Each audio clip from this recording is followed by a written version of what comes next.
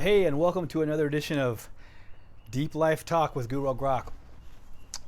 The show will always be stuff over fluff and substance over style. Our entire mission here at this channel is for our own personal growth and yours as well. We intend to make the world a better place, just one person at a time. As you grow, as you make success come to your life, to flow your way, wealth, health, women, good people, good relationships, entrepreneurship, opportunity. That's what we do here. That's what we're seeking for our own lives, all kinds of good things. And we understand for the young man who's in touch with his sex drive, his libido, that creative energy that flows through him, that if you can channel that, then you can do great things with your life. But if it dominates you, if it owns you, then you'll be a mess. And some of you out there have lives that are a mess. We understand that. So want to start with just telling you what your basic mission needs to be. If you're a young man here in the West, you need to become well-rounded. That's fabulous advice for you. You live in an incredible time in history where the internet is game changer. The internet can help you create wealth. Just the leverage that the internet creates. I mean, here I am starting a YouTube channel from nothing, and this message can get all the way out to the world for nothing. The cost of a phone. I mean, a YouTube channel starting that is free. So pretty remarkable thing. You live in an incredible time to become well-rounded because there's just so much that's available right there at the click of a button. You know, when I was growing up, we had TV and there was some educational stuff there, but for us it was school and it was libraries and things like that if you wanted to grow. And of course you could study things, extracurriculars and things like that. But today that can all be done to the nth degree, and so that's definitely the encouragement to you, is to become an extremely well-rounded person. And we understand for the young man of strong libido, you're in touch with your sex drive and extremely attracted to beautiful women, and we can relate to that 100%. So we just encourage you that it's the generalists that will become extremely attractive, that you're the ones who will succeed in the world by being really well-rounded. We have a motto here, sort of rejecting the common motto that goes, they mock people with it, with, oh yeah, he's a jack of all trades but a master of none. And we would agree actually that that's not a good way to go. So we would say to you, be a jack of many trades. Let there be many things that you're pretty darn good at, whether it's things in sports, whether it's things related to health and training and diet and knowledge, and whether you have lots of skills. Great, develop those things. Have a couple dozen things that you do pretty well, whether you're just trying to wow somebody at a party, or you're trying to get a job teaching something you do, or working for someone. If you're trying to impress a girl, for sure. Be well-rounded, be a jack of many trades and a master of at least a few. There should be 2 or 3 things in your life that you're pretty darn good at. So that's our encouragement to you, is to be well-rounded. The generalists will rule the world. We believe that. That the specialists just get kind of stuck. And then when the specialists kind of open their eyes and their mind a little bit to being well-rounded, they'll actually get better at what they do. You'll get better at your specialty as you have a broader sort of an overview of life and how things relate, how the various academia and subject matter relate, how one walk of life can shed wisdom and discernment and judgment and open your eyes to other walks of life. Powerful message there to be well-rounded. So that's sort of your mission, young Jedi, young warrior, young person who really likes women. So that's where we're coming from here at this channel. Deep Life Talk with Guro Grok is about helping you to grow. It's about our own personal growth as well. That's our mission. Personal growth, to become exceptional men, to become Übermenschen, the Übermenschen in German. My German is very solid because that's one of the academic subjects that I pursued. I'm a true polyglot. There are 7 languages in which I can read and write pretty well, pen pal level. I'm not going to be writing doctoral dissertations in these other languages necessarily, but I have a pretty good base reading and writing and understanding the grammar. I sought to understand those languages rather than just the silly conversational I can get by in Paris. I wanted to read Sade, for example, in French, and I did. And if you get to your French to the point where you can read Sade, then you're in for an adventure there. The dude was nuts, but in a sexual way. So anyway, definitely get well-rounded. That's the overall encouragement from us here, is to you become a much better person through that thinking. So another really important thing here for you out there, tons of content all over the place, tons of guys are claiming to be, help you become a better man. Just beware of flattery from the life coach and those people out there doing self-help and teaching you, or trying to teach you to become a better person. Tons of flattery out there. And just kind of one example off the top of my head, a book I read when I was in prison, and most of you probably have maybe seen the episode where I mentioned that I spent 14 years in prison, and there'll be a lot more forthcoming about how that happened and what those experiences were like. But I read a lot of books in prison, many. And one book I read was called You Are a Badass, and it was the author's Jen Sincero. Of course, I know nothing about her, but I read that book and I was like, this is a bunch of flattery to say you are a badass, because by definition, most human beings are average. And the only way you're going to get to be above average is through effort, through diligence, through study, training, through gaining understanding, through just improving yourself as a human being. And the young man of great sex drive can channel that into this motivation to grow, and with maybe the long-term outlook that eventually you'll become really successful. Health, wealth, success, opportunities, the best in life can come your way. And of course, including gorgeous women of quality, because there's plenty of gorgeous women out there with dark hearts. So just be aware of people flattering you. Be aware of people telling you stuff because they got something to sell you. One of the Proverbs of Solomon. And I remind you that we regard Solomon here, and that's King Solomon of biblical fame and stuff. We regard him. He's regarded in the Western canon here as the richest and wisest man who ever lived and stuff. But a little bit more esoteric thinking there would be that he was master sex magus, and in fact, he channeled his strong libido. The guy had 1,000 women, right? 1,000 wives. That he channeled his sex drive into just radical life success, creation of wealth, creation of skills and knowledge in his own life, and remarkable man there. So that's how we regard King Solomon, as just a great example of how to have success in life. And definitely a well-rounded guy, a man of tremendous knowledge and skill, determination, drive, sex drive. So yeah, just be aware that there's flattery out there. Solomon wrote something to this effect. It's a proverb, like beware. Oh, he who flatters sets a net for his feet. So the idea there is just that when someone's flattering you, it's because they got maybe something to sell you, or they're trying to get something from you. And so that's not what we do here. We seek to edify you, we seek to encourage you, we seek to speak truth to you, because that's what everybody should want. Otherwise, it's just flattery. If someone's not telling you the truth about what they see about you, or what you maybe need to work on, then that's a waste of your time. Real edification comes from truth. And that's why even like the Greek philosophers, one of their first premise is know thyself. Because you got to know who you are to be able to plan where you want to get to, where you're going, what needs working on, know your weaknesses, know your strengths. Yeah, so you're not going to be flattered here. We're not going to be blowing any smoke up your butt. But we're going to tell you that through diligence and discipline and determination, you can become an extraordinary human being with all the success that you see out there, with all the trappings of wealth and the best in life kind of thing. But you have to shun flattery and seek people who really want to build you up instead of just blowing that smoke. So important thing, watch out for flattery. And you're going to see a lot of this kind of flattery out there in the self-help literature and stuff, but just be discerning and watch out for that kind of garbage. Yeah. So one way to think about this well-rounding is that, and you see this in the popular media with commercials. I remember some gym commercials touting one gym over another. That like we don't have lunks, The idea of the lunk is just sort of a meathead, right? The guy who's got beefcake muscle, but he can't think his way out of an open-ended paper bag, right? So we don't want to be a lunk. We don't want to be a mental midget, no matter how much brawn we put on our frame and how physically capable we become. But neither do we want to be a nerd. The nerd can't punch his way out of the wet paper bag, right? He can think sharp mentally, think on his feet, has mental skill, lots of education there, maybe technical knowledge and things. So with sharper mind, but with body that's useless, you're not going to take that guy into a fist fight, right? So also you don't want to be a nerd. And obviously you know where we're heading with this to become well-rounded. But there's another aspect to the human being. Human beings are our mind, they are body, and they are spirit.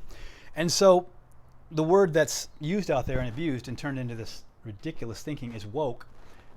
But at its root, this idea is, if this idea means just to have the sort of goodness of spirit, that you have compassion for others, then that's a good thing. I remember when I myself, studying history in junior high maybe, but certainly by high school, you hear the stories of slavery, and it's heavy. You're not a compassionate person if that doesn't weigh on you, to think that people were treated that way and people were property to other people. And further, the treatment of the Native Americans by the government of the whites, the U.S. government at the time, this is all 1700s, 1800s, is horrible, absolutely horrible. And I remember having compassion, just thoughts of like, oh my gosh, not necessarily subscribing to some concept of collective guilt there, but certainly just that individual ouch in my heart that people were treated that way. And so you definitely want to have the soul of a sage, of a kind person, of someone who cares about others, just basic compassion, right? So for us, that's what it is to be a well-rounded person, with the sort of the physical capabilities of the lunk, for example, but also blended with the mental fortitude of the nerd, and yet with that compassion, that spirit of the sage, of the person of tenderness, tender heart. So that's what it is for us to be well-rounded: mind, body, spirit. And we definitely encourage that. We definitely encourage the kind of introspection that goes along with getting in touch with spirit, the spirit that is in all of us. We all, as human beings, we kind of have this dual nature. We can do horribly bad things, and human beings do, and we can do horribly good things, risking our lives, giving our lives for other people. The sages have said, Christ himself said, that no greater love has anyone than that he should lay down his life for his friends, right? So that's definitely something we encourage. Tap into spirit. And there's lots of movements now. The talk is, I'm spiritual, I'm not religious, but I'm spiritual. And there's something to be said for that, for certain. So to be a well-rounded person is mind, body, spirit. Dive into all three. Get to know yourself, explore yourself, and join us on the journey to great personal growth that leads to massive life success. And our hope for you is your growth, especially, again, for the young man who's living in these times where you're sort of shunned and sort of called a toxically masculine danger, threat to society, a piece of poop, just because you're masculine, because you got a couple testicles and you had XY chromosomes that when the gametes came together when you were conceived. Reject that nonsense. There's nothing in itself toxic about your masculinity any more than there's something toxic about femininity. These are just different. This is gender issues, sexual issues, energy issues from the Taoist theory. You got the yin and the yang. And most of you are probably if you're watching here and you can really tap into your sex drive and your libido, you're probably like me, strongly yang energy and very strongly attracted to that yin energy, to the female. And I know, having examined myself in this for so long, I recognize myself as just 99.99% yang energy. There's just a teeny, everybody, according to the theory, we all have at least this teeny little drop of the other. But I'm sort of, strongly masculine in thinking, in body, in mind, in spirit. Even in areas of spirit, I recognize myself as all sort of male, all masculine. So no doubt many of you are the same way, that way. So next important thing here is that your mindset is like everything in life is going to come down to mindset, and you have to have that inner mindset for success and inner mindset for discipline, for diligence, for say habit formation. There's lots of talk about habits. I know there's a book out now. I haven't had a chance to read it yet. I think it's James Clear, like Atomic Habits and stuff. And that's all about the mindset of being productive, of setting up systems and things in your life, habits in your life that lead to greater productivity. And beware there too. There's lots of stupid thinking there too. Like just off the top of my head, like the cold showers thing. I take cold showers, but I don't take every shower cold. Sometimes I take a nice hot shower to feel that and feel how nice that hot water feels. And then other times, in the morning in particular, I'll take that cold shower that just sort of says the day has begun. Get some stuff done, right? So that's just an example. Think for yourself. You have been granted the critical faculty of reason, and so learn to think and not be such a follower. And don't get me wrong, to have somebody who's a mentor and a guide, and someone who's has good advice and counsel. Solomon, Master Sex Magus Solomon, I get a kick out of calling him that, but he said that he who walks with wise men will be wise, but the companion of fools will be destroyed. So certainly find wise men, whether mentors or even just peers in your life, that you can learn from, you can gain from, you can share life with, and the whole personal growth journey. And that's a really good thing. But you definitely got to learn to think for yourself. You don't want to blindly follow anyone at all, ever. And that's sort of the cult mentality. So be careful whom you follow. But you definitely can learn from those that are ahead of you. And many successful people in life will tell you that they had a mentor somewhere there who just really opened their eyes to some important things in life. And that's certainly our hope here, is that our life experiences, because we're not little kids anymore, we're not young, we're not in our 20s anymore, so is that, look, here's what we've learned, and here's the things that worked, and here's the things that didn't, and here's how personal growth has paid tremendous returns in things.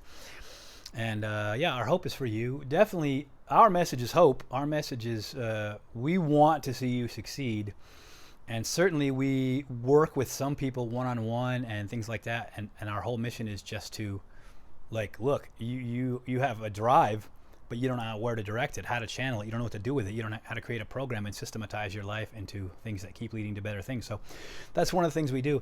And before I forget, definitely, please, down below there somewhere, I'm new to the YouTube thing, but down there's a like, subscribe button. Please give us a click here so we can continue to bring you the very best content that we can come up with. These nuggets of wisdom, so to speak, and these experiences that are compelling for you, for those that are younger than us. We have learned some heavy lessons. I myself, oh my gosh, I got stories to tell you about lessons that came my way hard, really hard. Like when I got attacked by 4 men in prison, and it's called a removal. They were getting rid of me on the yard. At least that's my understanding of the situation, and I'll talk more about it in the future. But I learned some heavy lessons there. But I'm smiling because I do want to just tell you that when they sent 4 men, they sent 4 men after me for a reason, and that's because they knew that that I was no ordinary man, right? And in fact, I put 3 of those. Well, I don't want to call them. I'm not going to cuss here, but 3 of those dipsticks. 3 of those dipsticks went to medical, but I couldn't. You can't win. I'm fighting 4 guys, and I woke up in the ambulance and with a face that had been just, pretty well. I was jacked up, and more on that later. But there's lots of hard lessons and compelling stories from people that you'll find here, and so our best to you. That's kind of the short version of that, by learning from our mistakes and from our successes as well. So another really, really important point for you. And this is because it's really important to us too. We totally seek correction. We fully invite you, yes, you watching this, to correct us, to teach us, share with us what you know. And if we're wrong about something, tell us. And one of our phrases, and we say it here with zeal, is that all trolls can suck it. We don't, if you're a troll, get lost, go somewhere else, troll somewhere else. But if you can edify us, if you care, and you can help us to open our eyes to greater life, to more understanding, to better ways, to laying a hold of virtues in life rather than vices, wisdom rather than folly, bring it. We totally invite the comments. Contact us by email. Just bring anything that you could share with us to edify us. We subscribe to many of the proverbs and the wisdom from Solomon, for example, and one of them says, I think it's Proverbs 12:1 says, whoever loves instruction loves knowledge, but he who hates correction is stupid. We find that humorous too, that he just says stupid right there in the Proverbs. And we believe also that as iron sharpens iron, so one man sharpens another. And we know that you have a sharp and keen and mind, just like us, with the potential for excellence. And in some ways, you are ahead of us and more knowledgeable than us, and you have your specialties and your experiences in life. So please share with us. We will always be seeking correction. Only the arrogant fool thinks he's got everything figured out. And so we're definitely shunning arrogance and folly and inviting you to share with us in the comments, whether it's a fact we've got wrong, whether it's a quote we misquoted, whether we're missing something big picture, whether maybe you think it's better for us to kind of shun wisdom for a period of our lives, sow your wild oats, so then afterwards you've learned your lesson. But share that with us. Just do it in an edifying way. We don't want anything to do with trolls. Your negative comments that aren't edifying will be just, of course, completely disregarded. And you will not hurt our feelings, because we're completely transcending that kind of folly. So if you have something to share with us that's edifying and you can correct us somehow, bring that. We thank you for it ahead of time here. So next thing is you need to, this is a really powerful one, research. You need to learn how to research. And I have some examples here, just because, like, even just this morning, I spent some time on a couple of somewhat technical YouTube channels, learning some more about fasting and some of the various metabolic effects of fasting, of diet. There's a channel here called Physionic, and all props to Verhoeven. I can't think of his first name right now, but all props there for doing a pretty good job of bringing the technical to the layperson reasonably well. But one thing in terms of time management related to research, he's a perfect example for me, because, and I have a teaching credential in science and certainly understand what it means to think scientifically and the scientific method and things like that. And that's just a form of critical thinking, of systematic thought. But sometimes when things are too technical, there's not enough edification to the reader, to the watcher, because I don't have the language, I don't have the terminology to understand everything. You start talking about chemicals from biochemistry and things that I'm just not so familiar with. I haven't studied that stuff enough since I was at UCLA. Then I can get kind of lost. So here's the point, though. Someone who's a good teacher definitely gets this, that then the conclusion needs to be drawn up in such a way that it edifies that watcher, that reader. And this is the key for you, is sometimes you're just going to the conclusion, knowing the guy's brilliant, knowing he knows his stuff, knowing he works in a lab, knowing he's looking at the data, knowing he's looking at microscopes and doing biochemical equations and things like that. You know he's excellent. Trust his judgment, because he's got the two key I's for real science, that's intelligence and integrity. Then go to his conclusions and save the time and take notes mostly there, rather than watching a 45-minute video that's 40 minutes of slightly overly technical stuff. So to learn how to research, where to research, to learn how to think, to learn what to reject, what to accept, to learn how to be skeptical, these are critical issues and game changers there. And many of you have been to college, university, and got your degrees and have had some exposure to this, to critical thought and understanding how to think is really the way to put it. And you want to learn how to, research is a big part of that. So, but research is key to life here. You're doing this all the time as students. You're doing this in life without calling it necessarily research, but as you just observe things and you find knowledge and you go and read and you study and then you apply that to your life, that kind of research, that kind of study is key to personal growth. So we definitely encourage you to do that really well. So sometimes the specific point here is just to go to the conclusions sometimes, because some of the data is kind of over your head, right? If you didn't study enough biochemistry, then when you start reading about enzymatic reactions in the Krebs cycle, you're going to be sort of lost, right? So just learn how to think better, and that will sort of efficiency. It will create efficiencies in your in the edification of your mind. So anyway, next thing here is if you're watching this, you're probably just like me. You're a Western man, means you were born and bred likely in the U.S. or maybe Western Europe, and so you have a certain mentality that comes with the West. And you maybe been to university, and you certainly grew up with all of the customs and culture and the infrastructure and industry and just all of the things that make for Western civilization, all of the so-called Western ways. And so one of the best pieces of advice that I can give you, and it's life-changing, absolutely life-changing for me in terms of the well-rounding, is just to expose yourself to the East, the Eastern way, Eastern culture, by which we pretty much mean Asia there. And this is game changer for me. In 1989, before my birthday in 1989, I was 20, and I had, introduction basically to martial arts. I mean, I grew up watching Bruce Lee and had a few friends who studied their karate and taekwondo and things like that, and had made my own couple of pairs of nunchucks, and hit myself in the balls with them a few times. Ouch. Common experiences, right? But when I dove into mixed martial arts in the traditions of Bruce Lee and his philosophy, mostly called Jeet Kune Do, which is basically translates to the way of the intercepting fist. When I had exposure to that, and through the lineage there, Bruce Lee's best student, arguably, is Daniel Inosanto, and amongst that group of Daniel Inosanto's best students is Sifu Cass Magda, and that's my teacher. And so when I got exposed to that in 1989, so eye-opening was it. I mean, I was taking notes, trying to be a good student here of the martial arts and that whole martial art way and philosophy. And I remember some aha moments there in being exposed to the martial way. And that expanded into my love of Thai food and my non-love of Thai music. It's really weird stuff. And of course, my hope to visit Thailand and see a lot of that and all their Eastern spirituality and their beautiful ways and their beautiful country and Fuck It Island. That's what I call it. Is that what it's called? Fuck It Island. Anyway, when I was exposed to the Eastern way, it's just so eye-opening. It's so breathtakingly different. And, some of their broad concepts like the importance of the mind-body connection that is so often missed in the West. I think it traces back to maybe Rene Descartes, this idea of sort of the mind is separate from the body. And that's a really critical point from Eastern thought, that there's this connection, right? You're a holistic thinking that you're a being, and all these parts are one. And so that's another really good example. And then just the martial traditions from which I come are awesome. And then when you add to that the Brazilian jiu-jitsu stuff, and you can do a little bit on the history there, that comes, of course, from a Japanese guy who moves to Brazil, who teaches, I think, first Helio Gracie, back in the day, a long time ago. That's it.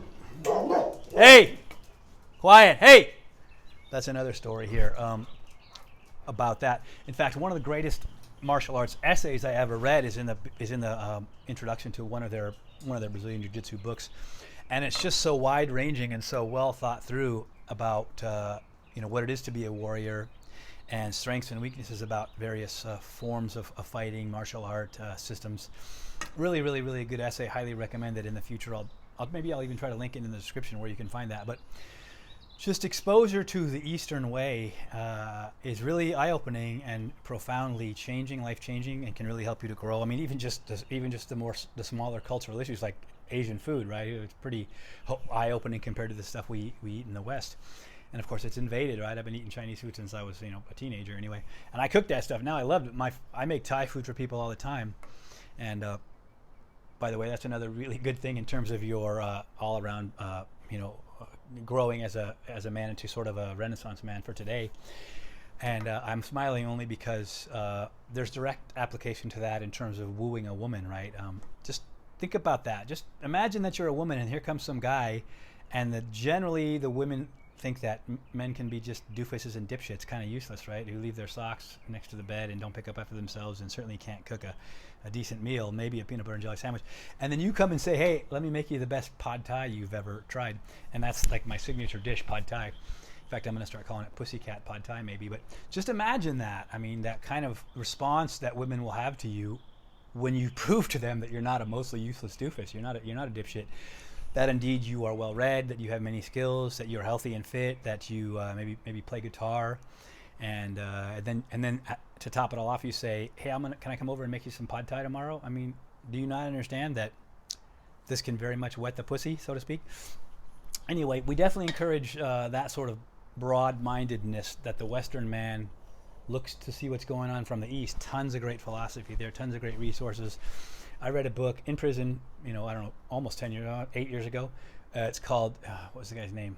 I don't remember his name at the moment, but it's called The Tao of Health, Sex, and Longevity. And it's really a fabulous book. I can't think, something long, maybe, I don't know, I can't think of it.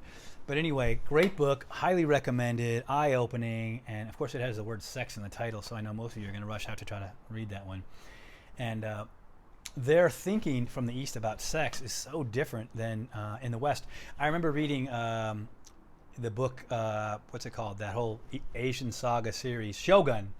And there's this part where he's writing about how the protagonist of the book is, he's remembering his wife that he left behind because they're sailing around the world, right?